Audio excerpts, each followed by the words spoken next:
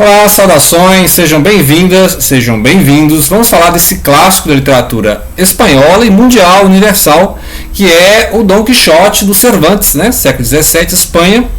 É uma paródia das literaturas chamada romance de cavalaria medieval, né? Então é o final da Idade Média, né? Século XV, XVI, XVII. E aí vai aquela época, né, da expansão máxima da Espanha, colonizou a América Latina, né, o Caribe. Então tem essa máxima expansão do Império Espanhol e começou a ter aquelas dissidências, né, aqueles problemas lá com os ingleses, que seria a próxima potência, com os franceses, com os holandeses, né? E aí tem a figura do Cervantes, que também foi um grande aventureiro, né? Corria atrás de problema.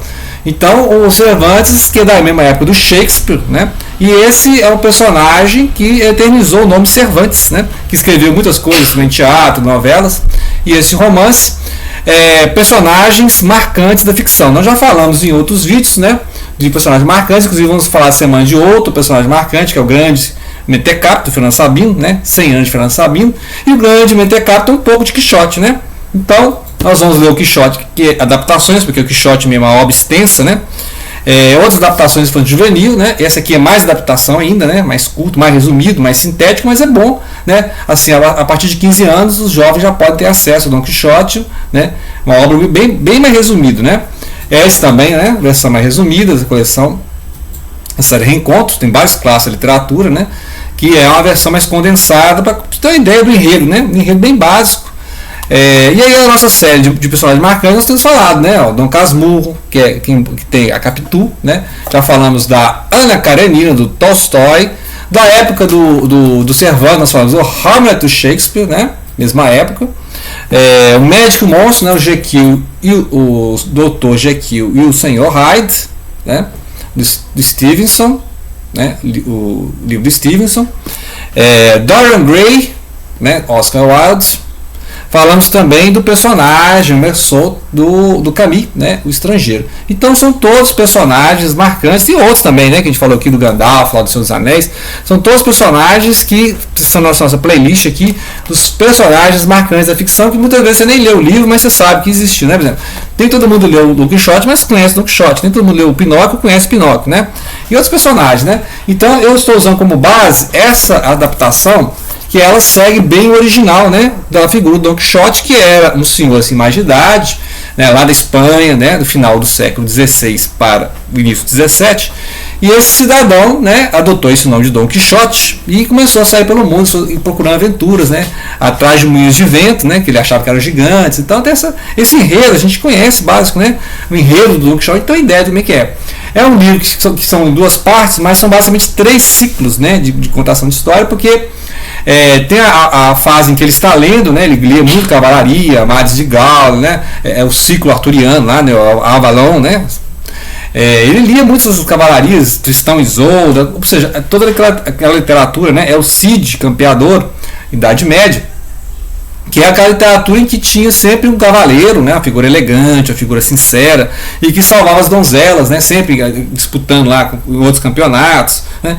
Bem aquele visual do Game of Thrones, né, sempre tinha aqueles duelos, e aí salvava as donzelas em perigo. Então ele vivia nesse ambiente de leitura, né. Então ele começou até a descuidar dos negócios da fazenda, né, porque ele tinha lá uma certa herança, propriedade, tinha serviçais inclusive, né. Só que como ele ficou muito perturbado assim, com essas leituras, muita leitura, ele começou até a descuidar dos assuntos econômicos da família, né. E aí ele começou a sair pelo mundo e falou assim: agora eu quero voltar a essa época de ouro, né. Ele quer voltar à época de ouro justamente das cavalarias, né. Então ele, eu vou ser um cavaleiro, achou lá um resto de armadura lá, né, botou uma bacia na cabeça, falou que era elmo e saiu pelo mundo, né. E aí ele sempre vai se meter em confusão, porque ele é um cara sincero, né, sempre um cara altivo, que quer ajudar as pessoas e faz tudo, né. E muitas vezes ele ajuda as pessoas e as pessoas não retribuem, né, as pessoas não agradecem, né. Interessante que em muitas cenas aqui ele liberta os prisioneiros, né, que estão indo para as galeras lá, e aí os caras nem agradecem, né, ao contrário, voltam-se contra ele, né. Então, tipo assim, ele viu lá um servo sendo chicoteado pelo patrão, ele intervém, né, aí na hora o patrão até liberta o servo, mas depois que ele vira as costas, vai lá e bate mais. Então, tipo assim, ele tenta consertar o mundo, ele tenta voltar à Era de Ouro, né, sempre tem essa ideia da Era de Ouro, e aí ele não consegue. E aí ele conseguiu apenas um seguidor, podemos dizer assim, só um discípulo dele, que é o Sancho Panza, né, que é também um campesino, E aí o Sancho Panza é aquela imagem do cara mais pé no chão. Tipo assim, aqui, quando ele vê nos moinhos de vento os gigantes, o Sancho Panza vê apenas moinhos de vento, né? Então surge esse contraponto do idealista, né, do sonhador, o louco, né, o arquétipo, né, o arquétipo do louco, que é o que vive mais na fantasia que na realidade. O Sancho Panza é o contrário. O Sancho Panza é o cara pé no chão. Olha, isso aí é moinho de vento. Não, mas você não entende nada de aventura. Isso aí você não está bem que são gigantes. Então sempre tem esses contrapontos. E a figura do Sancho Panza também é uma figura mais cômica, né? Enquanto a gente tem um certo dó, né? É cômico também a figura do Don Quixote. Só que a gente tem uma certa dó porque ele se mete em confusão que não precisava, né? Ele apanha assim, ele tenta ajudar, mas é mal compreendido, né? Ele tenta ali manter aquela dignidade humana e tal, mas ele sempre sofre. E aí eu não acho ele tão cômico como o Sancho Panza, porque o Sancho Panza, ele às vezes tenta ajudar o patrão e piora, né? Às vezes apanha mais que o patrão. Então tem essa figura do fiel escudeiro, né? Então é uma dupla, é tipo Sherlock e o Watson, né? Sherlock Holmes e Watson é aquela dupla que você não consegue pensar os dois separados, né? Os dois estão ali naquela simbiose, naquela relação em que como é que você imaginaria, né? O Batman sem o Robin sem o Batman. Então essas questões. Então você tem que imaginar sempre o que? O Don Quixote, que é o cara do idealismo, da imaginação, e aí você tem a figura do Sancho Panza, que é o cara pé no chão, né? Ou seja, o cara que está, olha, isso vai dar problema, né? Sempre aquela voz da razão, né? Do sensato. Só, olha, isso aí não vai dar certo. E aí o Don Quixote, né? Claro que ele vai se meter em várias aventuras, e aí a primeira aventura já sai, já apanha, né? Aí volta para casa. E aí os familiares tentam, né? Os familiares falam assim: você está lendo demais, né? Vamos sumir com essa biblioteca. Eles vão lá e botam fogo nos livros dele, pra você ver, que esquema a biblioteca dele toda. E aí ele depois empareda, né, a biblioteca, bota lá uns tijolos, fecha. Não, passou um mago aqui, um Gandalf qualquer aqui e sumiu com essa biblioteca, né? Mas ele não desiste, né? Então aí ele vai com o seu Sancho Panza, né? Ele chega nas estradas, né? Chega nas estradas e aí tem aqueles albergues no meio da estrada e ele imagina castelos, né? Então assim, ele tem toda aquela ideia de mudar a realidade. Então onde as pessoas veem simples cavalos, ele vê cavalos, né, belíssimos, de cavaleiros, nobres. Onde as pessoas veem simples damas andando, né? Assim ele vê nobres, nobreza, princesas, condessas, né? Então ele tem toda aquela forma de... e aí você vê o contraponto entre o que ele está falando e o Sancho Panza. E aí ele tem aquela ideia da vida Dulcinea, né? Sempre o cavaleiro está lutando em nome de uma donzela, né? Tanto para conquistar a donzela como em nome dela, né? Então, por exemplo, fala mal da Dulcinea, né? Quando os cavaleiros lá eles falam mal da Dulcinea, aí ele já vai lá brigar com os caras e apanha do mesmo jeito, né? Então sempre tem essas imagens, ele tenta proteger as armas, né? E aí ele vai lá proteger as armas, os caras tiram as armas lá e começa a brigar. Então é sempre assim, ele tenta se fazer respeitar, outra coisa também, né? Ele não entende que as pessoas estão rindo dele, que ele está em outro mundo, né? E aí ele sempre tem aquela ideia. Então ele primeira vez, né? Ele volta para casa, o pessoal tenta, né, sumir com os livros, não adianta nada. Depois tem uma vez que eles enjaulam ele, né? Final da parte aqui, que ele é enjaulado. Eles falam que é um feitiço lá que fizeram, e aí ele acha até estranho, nunca vi isso, um cavaleiro que foi enjaulado, né? Então ele vai e consegue novamente, só que ele vai de novo. Aí ele vai de novo agora em procura da Dulcinea. Só que, por exemplo, o Sancho Panza sabe que a Dulcinea é uma mulher camponesa lá, né? Não tem nada de princesa, não tem nada de origem nobre, mas ele sempre está nesse ideal de que ele está lutando por ela, e onde ele vê, né? Onde todo mundo vê uma camponesa, né, uma mulher simples, ele vê o Don Quixote, né, na sua fantasia, ele vê uma nobre, né, a nobre Dulcinea, né? Então essas figuras que a gente vai analisando, a obra é extensa, né? Isso aqui é apenas um resumo, porque a obra é extensa, tem vários subenredos, parece um pouco a estrutura do Mil e Uma Noites, né? Lá da literatura árabe, em que uma história puxa a outra, né? E o narrador ele não completa algumas histórias, deixa eu achar os manuscritos aqui, aí ele fala que traduziu o manuscrito do árabe também, né? Então tem um pouco disso, eu acho que ele com certeza estava parodiando tanto as cantigas de cavalarias, né, os romances de cavalaria, quanto a literatura árabe também, né? Com certeza alguma coisa do Mil e Uma Noites teve acesso, porque aquela região ali dos mouros, né, o sul da Espanha, sempre teve colonização dos mouros, né, dos árabes, Então, com certeza, porque lembra muito a estrutura. Ele não conclui a história, ele joga para outro capítulo, né? Ele faz essas pegadas, ele para a história no melhor. Eu perdi esse manuscrito. Aí foi lá, achou o manuscrito, pediu para o cara traduzir, num árabe, né? Ele criou também na história aqui, um tradutor. E aí ele fala que certos trechos do manuscrito da história do Quixote está escrito em árabe, ele tem que traduzir, né? E ele não tem acesso a todos os manuscritos, aí ele para a história e vai procurar. Então, assim, ele parece que está contando a história, porque ele ouviu, né? Ele não está falando que ele inventou a história, está falando que, né? Viu falar lá do fidalgo, né? Ou seja, um cara nobre, né? Fidalgo, né? A ideia de nobreza é um fidalgo lá de La Mancha lá no meio da Espanha. Aí eu conheci essa história aí, tem alguns manuscritos que concluem, alguns capítulos, aconteceu isso, o que aconteceu naquela aventura em que ele. Que lembra muito Mil e Uma Noites, né?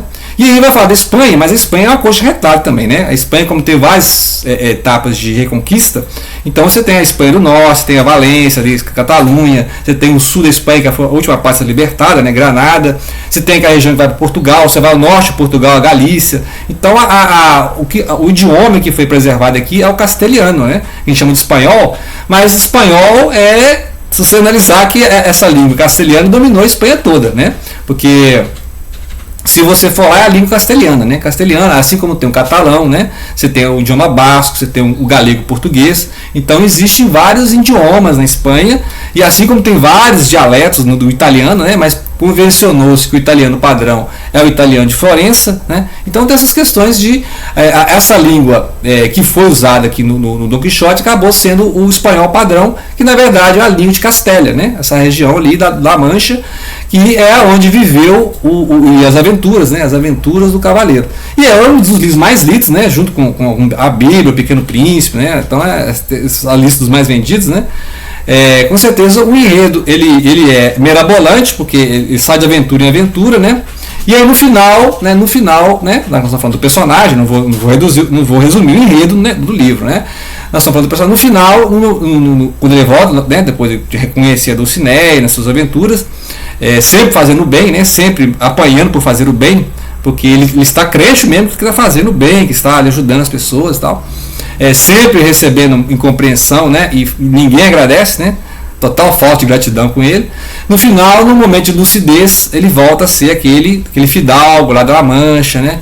E aí ele percebe todas aquelas aventuras que ele tentou e não conseguiu. Então, no momento da morte, ele, né, no momento de febre, em que ele volta à realidade, já doente, né, porque já é um senhor de idade. Então, o cavaleiro aqui nem é aquele cavaleiro garboso, né, aqueles cavaleiros lá da Idade Média, né, do Rei Arthur, cavaleiros da Tábua Redonda, né? Que tem aqueles cavaleiros que eram homens jovens que iam para as cruzadas, né? Aqui não, aqui ele pegou justamente um homem idoso, né? Um senhor de terras que, por ler muita cavalaria, né? E que ele cismou que era também o cavaleiro andante. E é o que acontece muito com a Madame Bovary, né? Dizem que essa questão da Madame Bovary também é uma coisa de a leitura de romance, né? Ainda mais romance do século XIX, que é a literatura francesa, a literatura inglesa, né? Então são personagens marcantes por isso, porque eles transcendem a época, né? Então não precisa você imaginar só o Quixote lá na Espanha do século XVII. Você pode imaginar, por exemplo, o Príncipe Mishkin, lá do Idiota do Dostoiévski, né, que também a gente vai ler, que é um livro em que tem um personagem assim, meio Quixote, meio Cristo, né, Jesus Cristo, no sentido de que ele quer fazer a bondade, ele é sempre sincero, ele é sempre humilde, né, ele sempre, né, é aquela pessoa desprendida de si, bem altruísta, né, mas que ele nunca é compreendido, né, as pessoas tiram sarro, ficam rindo por trás, né, então não pode ser bom, o cara que é bom é motivo de piada, né. Então essas questões do Dostoiévski voltam, né? E também a gente viu aqui ao falar também do Fernando Sabino, né? Nós vamos falar aqui, ó, o grande Mentecapto, que também tem uma figura quixotesca, né? Inclusive aqui tem uma paródia do Don Quixote, né? Você pode, né, lendo essa versão aqui, você vê que tem umas paródias que o Fernando Sabino escreveu esse livro antes, escreveu o Conto Marcado, né? E depois usando um pouco né, esses inícios de capítulo também, faz o resumo do enredo, igual é feito aqui do Don Quixote, né? Te dá uma prévia do que vai acontecer. Neste capítulo vamos ver as aventuras dele que encontra os moinhos de vento, né? De como ele conheceu lá o gigante, não sei o que, né? Então tem o narrador te faz uma prévia do que vai acontecer. Então, e é o mesmo estilo cômico, né, irônico que a gente encontra no Cervantes, é essa obra, o Grande Mentecapto, que é o nosso Quixote mineiro, né, é o Quixote mineiro, o Geraldo Viramundo, né, o Geraldo Viramundo é o homem que sai em atrás de aventuras, né. Então, basicamente é isso, são várias aventuras, porque o Don Quixote está procurando aventuras, né. Então, ele sai da aventura já que é outra. Então, sempre acontecendo uma mais mirabolante que a outra.